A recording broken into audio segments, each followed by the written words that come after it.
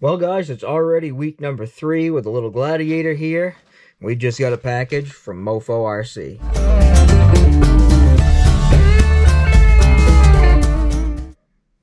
What's up everybody? Welcome back to Adventure 207. We are already on week 3 with the Gladiator build. And this week, we're not really going to do a whole lot to drastically improve its performance. But we do have 2 mods going into this thing that are drastically going to improve its drivability. And one of those mods is in this bag, direct from MOFO RC.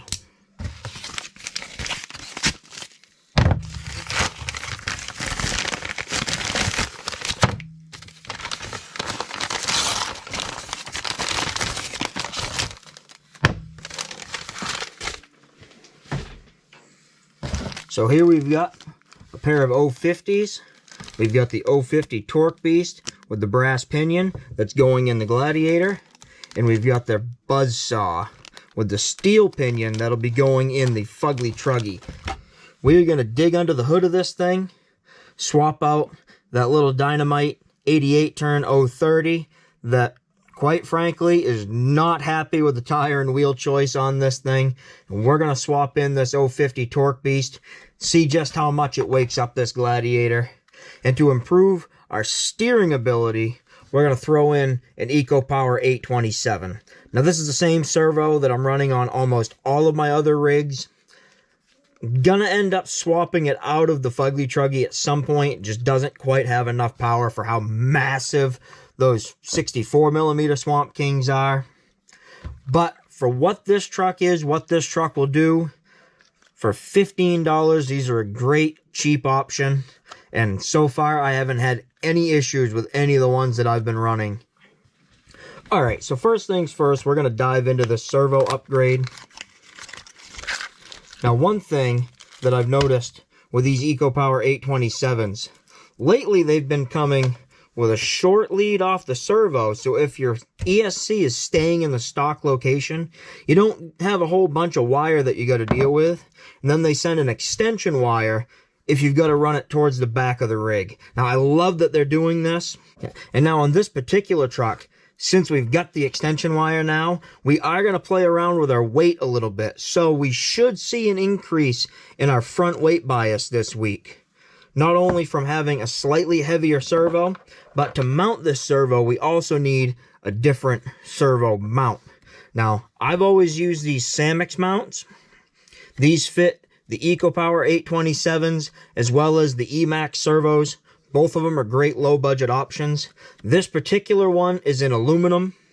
And now, spoiler alert, once we get to week 6, we're actually going to end up swapping this out with another servo tray so that we can 4-link this thing. But for now, we're just going to throw this in, keep our stock plastic Y-link. But we are going to go ahead, move that ESC back to the battery tray and mount our battery up on the ESC tray to hopefully try to move some of that weight bias a little closer to the front and see what that does for us. Now, one thing I like to do when I'm installing a new servo and servo tray, if I'm not changing my links, I'll go ahead and I'll take my tires and wheels off so I've got some room to work. I'll get in there and I'll undo that Y-link from the top of the servo tray. And then you can just roll the axle down. Leave your lower links hooked up, leave your shocks hooked up.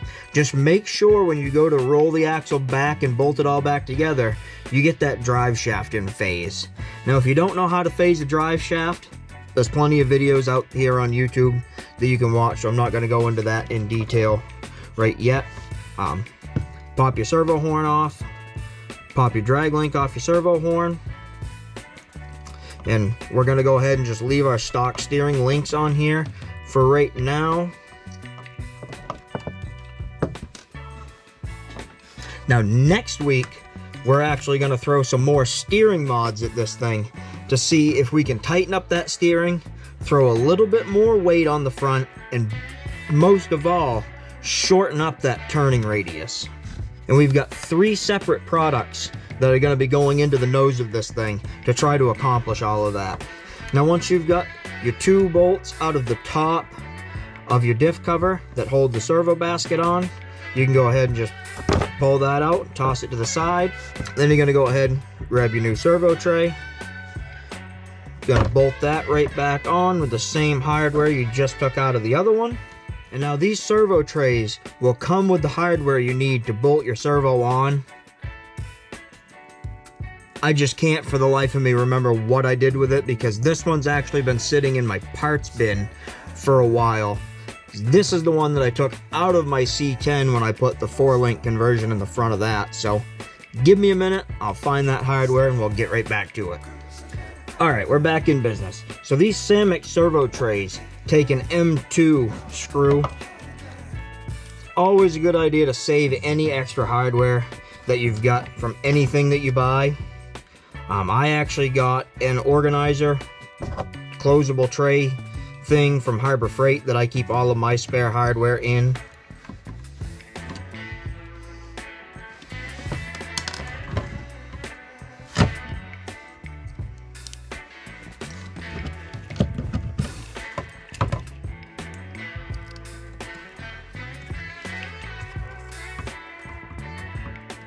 Alright, so we've got the servo in there, we've got a drive shaft put back together in phase, we've got our Y-link bolted back on.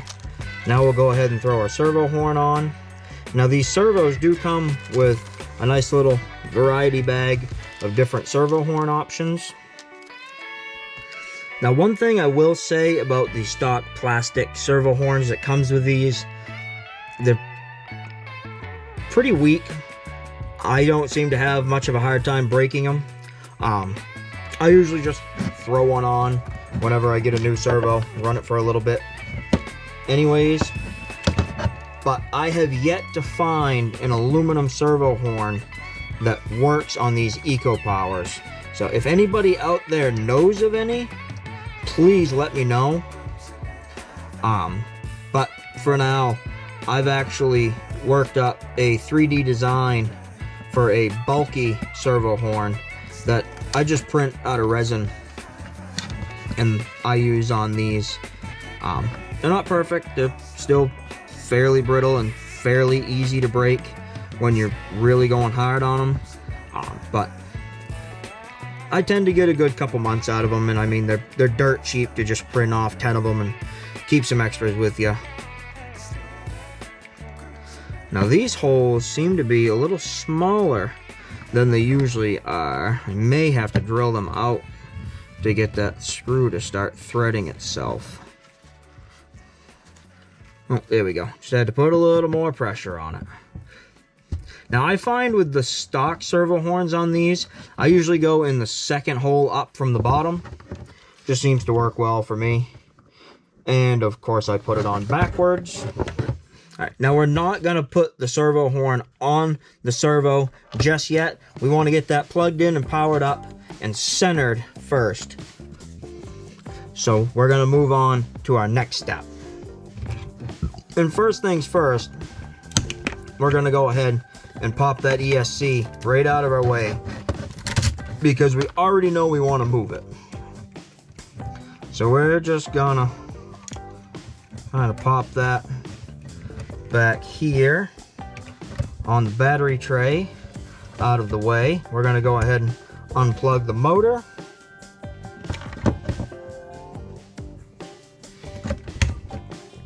And actually, we're not going to throw that on the battery tray just yet, because we are going to have to modify this battery tray to fit the 050 size motor. Now, if you've got another SCX24 with the higher battery tray, all you've got to do is take a little bit off of that right front leg, or just cut it completely off. Either way is fine. But where the battery trays on these Gladiators sit so much lower, that's good for our center of gravity, but we're going to have to take out quite a bit more of it to fit that motor. So I'm actually going to grab a silver Sharpie and just kind of make myself some quick and dirty cut lines here. If I can grab a Sharpie that actually wants to work.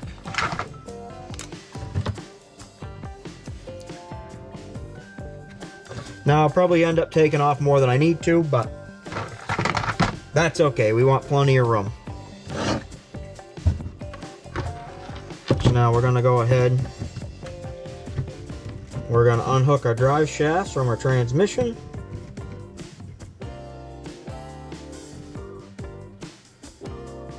We're going to try to keep the rear one on and in phase. Really should take the body off to make all of this easier. I'm going to go ahead and just kind of wrap a little bit of masking tape around that drive shaft, right where the two halves meet, just to try to hold it together a little bit better. And that's already not working. We'll just kind of tape it to the links so we don't lose that. Then just got a screw on the top and two on the bottom to remove the transmission from the skid plate. Then once you've got all three of those out, you just pull your whole motor and transmission together. Then to actually get the motor out of there are a pair of screws to take your pinion cover off the other side.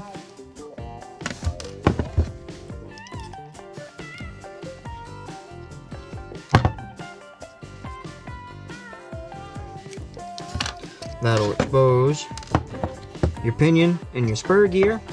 And the next thing you want to do is grab your 4mm nut driver.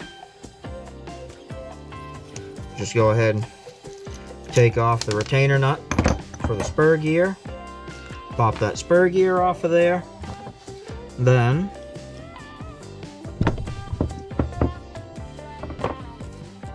the two screws that hold the motor to the motor plate are a 1.5mm hex driver. And they are stubby little guys. So we'll just go ahead and pop those out. And then your motor is free. And now by far the coolest thing that MOFO has done with their 050 motors is they actually have these cases manufactured so that they fit your stock 030 motor plate. If you buy a MOFO 050, you don't need to get an upgraded 050 motor plate like you would for really any of the other 050 motors out there. So we're going to go ahead, just reuse our stock hardware. We're going to get this motor in here somewhere kind of sort of close. We're not going to tighten it up completely just yet. We're going to leave it a little bit loose so we can move it around.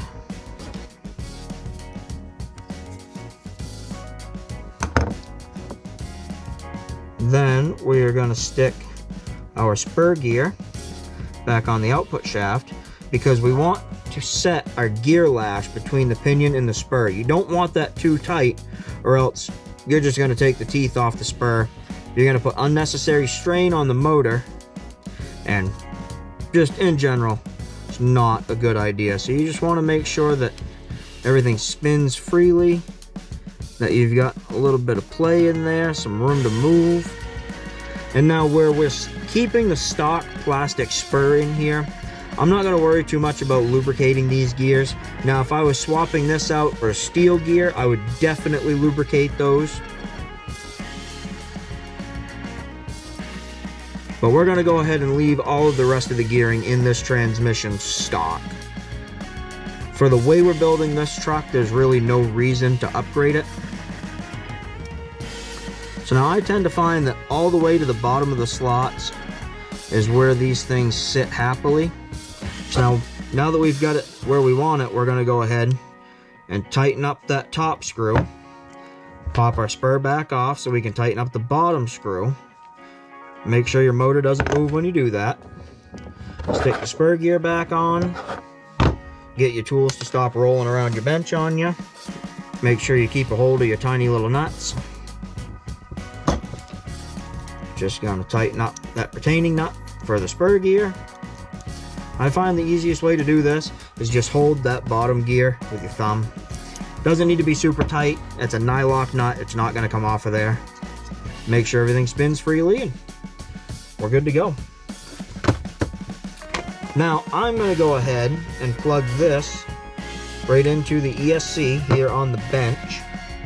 Now I'm going to grab my battery going to plug that in, and make sure you plug these into the right spots.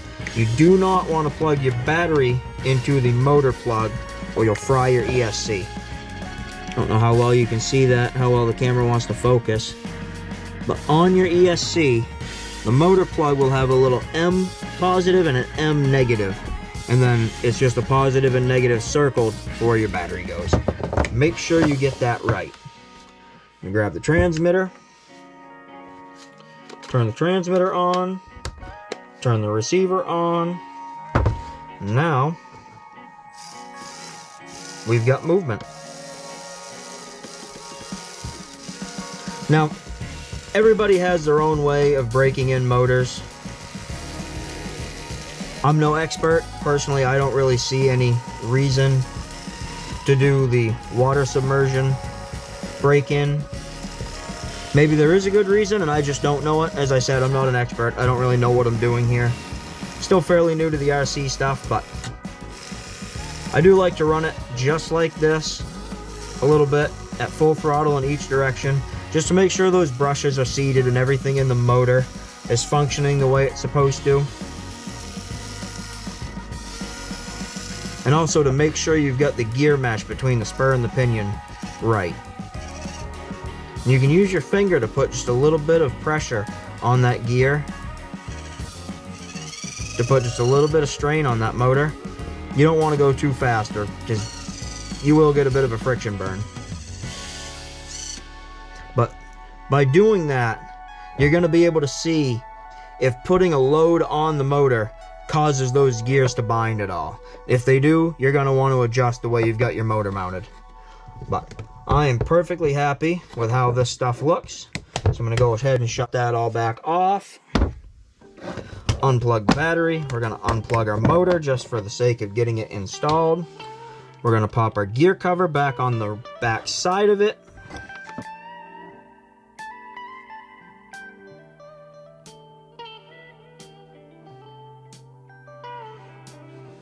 Now to trim up our battery tray, we're just going to do this real quick and dirty. I'm going to pull this front screw out of the passenger side here. Grab a nice sharp pair of screw nippers. That's where my magnets went that I couldn't find for the C10 body. We're going to go ahead and just snip. And if I can get in here good, maybe pry this up some, yes. And snip. And something like a snip. There we go. Quick and dirty. Alright, so just quick FYI, if you don't want to take that post off, at least for these TorqueBeasts in the Gladiator, you don't have to trim nearly as much as I did. Now, it looks like that motor is going to sit very close to the frame rail, but it does clear. The only potential problem we're going to see, especially as we gain flex with this thing, is that upper link wanting to interfere with the motor a little bit. Now, that's a problem I also have on the Fugly Truggy. Eventually, that's probably going to go brushless anyways, but we're going to try that buzzsaw in it first and see if that changes my mind. But just keep that in your thought processes if you're going to go with an 050 motor.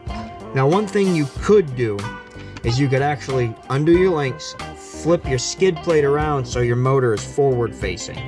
Now, that's going to put a little bit more weight towards the front of the truck. Not a lot, but a little bit. But you are going to have to either remove or hack up your stock servo tray, and I really see no reason to mount it that way on this particular build. So we're just going to go ahead and bolt it in where it's supposed to be, and we'll see how that works out for us. Alright, so now we've got our transmission, our drive shafts, and everything back in. We can go ahead and start finishing up the electronics modifications that we're making. Now, as I said, we're going to go ahead and we're going to mount our ESC back here. I'm going to try and keep it as close to that motor as we can get it. You want to keep an eye on where all of these leads are, primarily where your steering servo lead is going to be, because where your switch is and where these leads are don't really matter. I like to try to keep these leads pointed towards the servo, just to keep that routing as short as possible. Now we're gonna go ahead and just kind of stick that back on there, and if that doesn't hold, we can go ahead and peel that tape off, put some new double-sided tape on it. Now I've got my lead for my servo kind of fed underneath the stock ESC tray. We're going to go ahead and plug in our extension here. Now we don't need anywhere near this much of it, so we're going to go ahead and just kind of, first we're going to plug that motor in, get that out of our way, make sure it gets plugged in the right socket in the right direction. Just kind of tuck that over there out of the way-ish.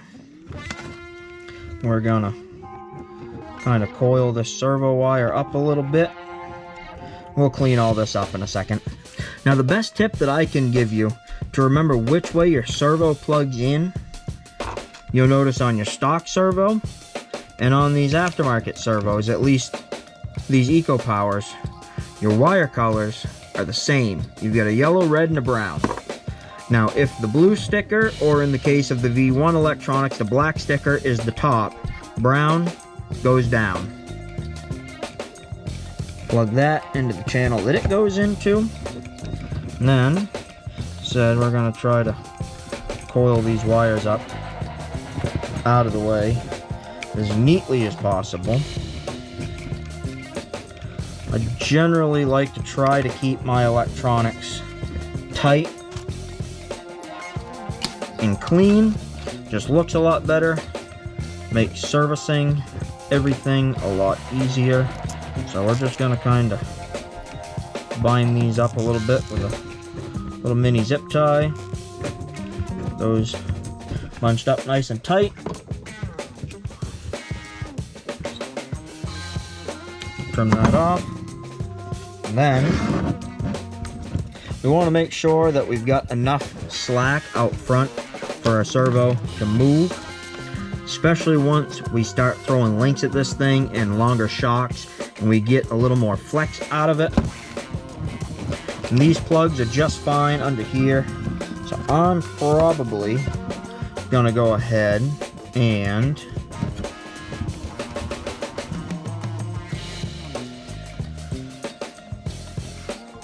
really like to zip tie my wires up as much as possible so they stay put. I think I can get one right through here beside our stock ESC tray around the front of the servo wires without affecting anything. And now a lot of this is going to be undone eventually because, keep in mind, as we said at the beginning, this will be going on a FuryTech Grasshopper chassis, but we're going to get it good as we can for now. So we will go ahead and tighten that zip tie up right there. Snip it off. Now we've got plenty of slack out front here for that servo to move around as much as it wants to. And I think if I go ahead and zip tie all of this excess wiring to the motor wires, kind of zip tie all of that together to the back of the chassis here. Try to keep it up out of the way of the links. Since these are all zip tied together, I'm just going to kind of go through that loop there and cinch it down good. And that should hold all that right there out of the way, tucked nice and neat. And now, fingers crossed, we can run our battery strap under here, back around the top side, and fit our battery in here.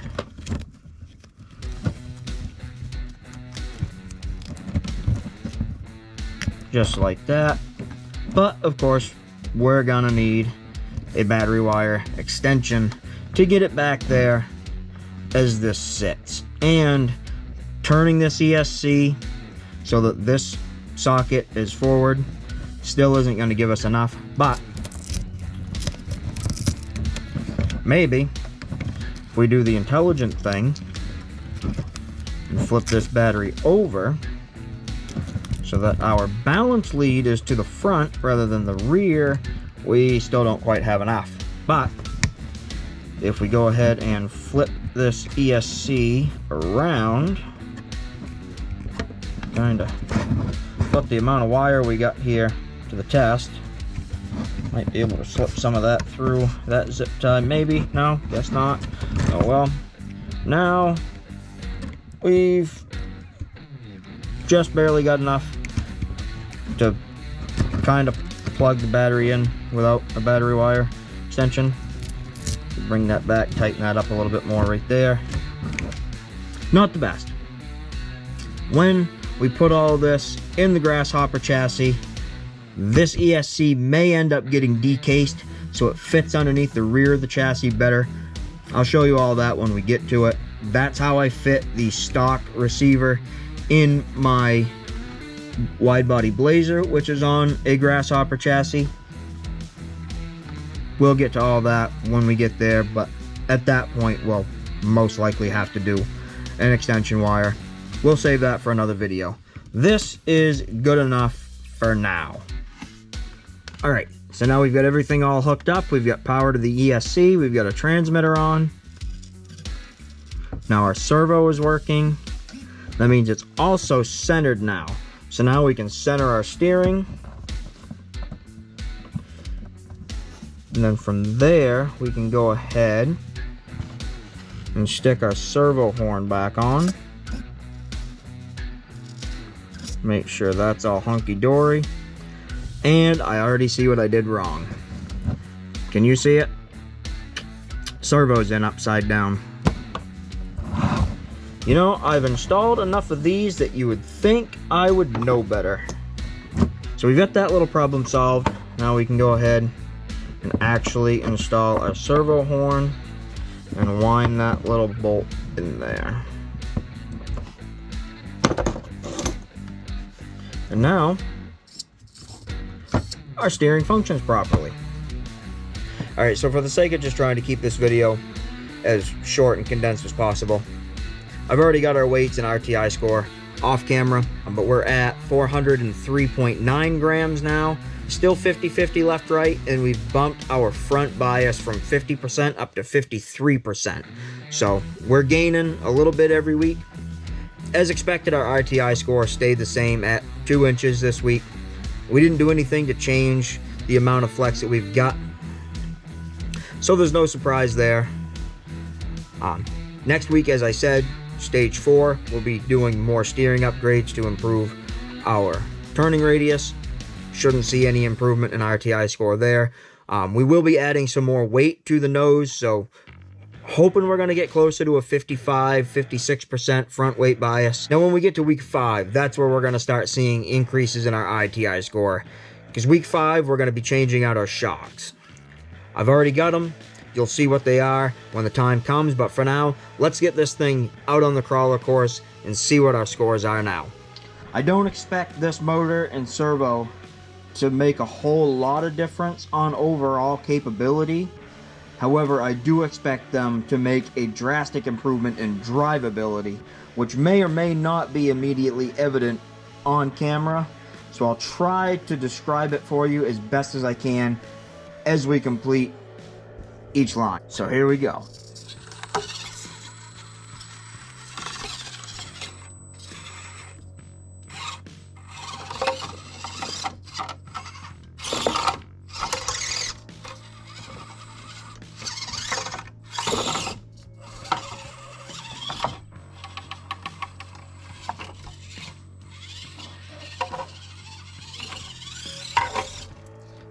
So, just like last week, line 1 passes first attempt with flying colors. However, I do notice on the controls, with the extra power of that TorqueBeast, I'm having to give much less throttle input to get up over those scenarios where there's extra load on the motor, like when a tire's pinned, when all 4 tires are up against something, etc. So let's move on to line 2.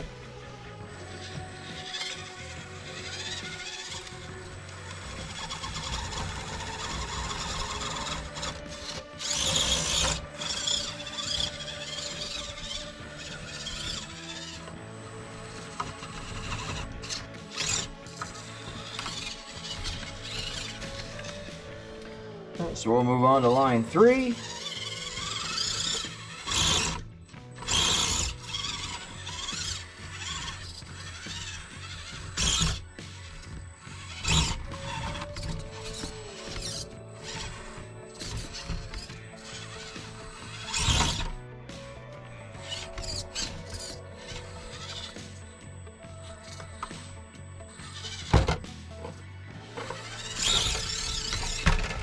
Let's move on to line 4.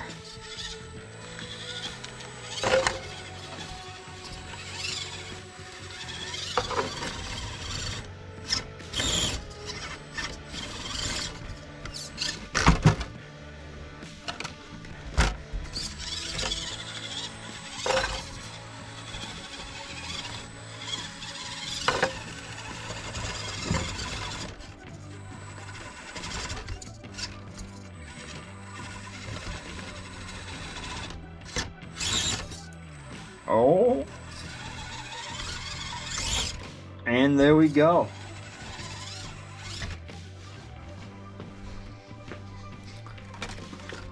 So we've now passed line 4 in 2 attempts. That is an improvement over last week where we just couldn't seem to do it. Now, line 4 is a tricky one. I was actually playing around with this thing a little bit off camera prior to filming.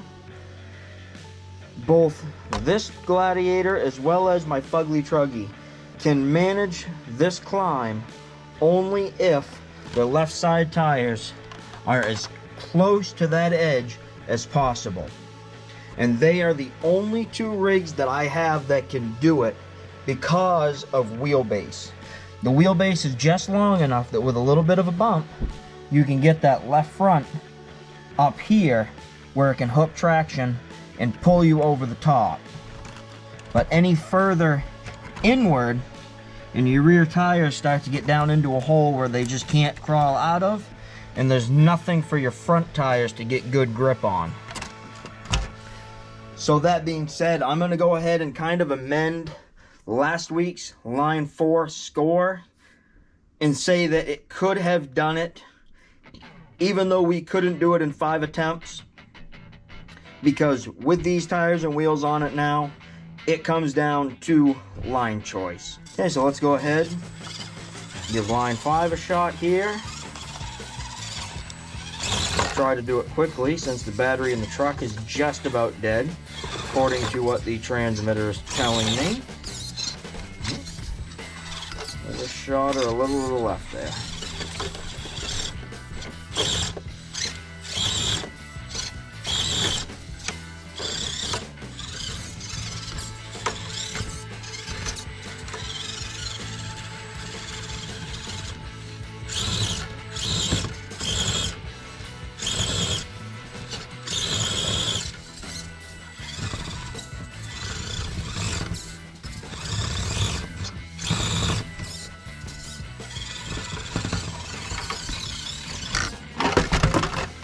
And there we go.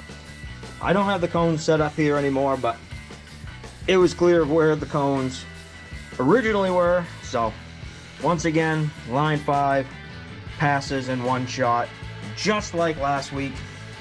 So let's get back on the bench and do a recap. All right, so that brings us to the end of week 3's modifications, that MOFO 050 TorqueBeast motor and the EcoPower 827 steering servo.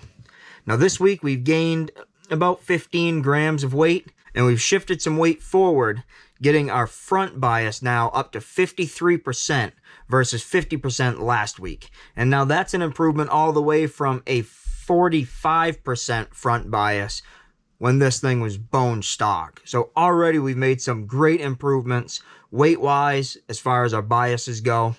That is one of the biggest things that is going to impact your overall performance on these things. Weight bias and center of gravity.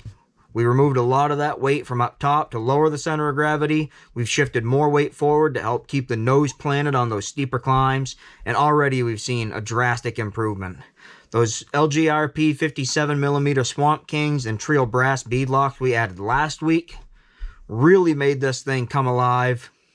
But now with that motor and servo upgrade in there, we've got the amount of power we need to spin and turn those tires and wheels reliably without straining the motor and the servo. So as expected this week, we really didn't have any performance gains. As I mentioned out on the course, I did some playing around with this thing after I filmed last week's crawling footage. This thing will do line 4 in one shot when you pick the right line, even before today's upgrades. So I'm going to go ahead and make an amendment to that in my notes as far as of week number 2, just tires and wheels, we've got this thing doing all 5 lines in one shot when driven properly. And obviously the biggest thing is just for me, making sure I keep my driving style and line choice consistent throughout the rest of these tests, just to be as objective as possible. But now that is a drastic improvement over bone stock. This thing would not do any of those lines, no matter how hard you tried. And just with our free mods from week 1, shaving some weight and trying to get that center of gravity down, I mean, those free mods got us up to passing line number 1 in 4 attempts and passing line number 2 in 2 attempts.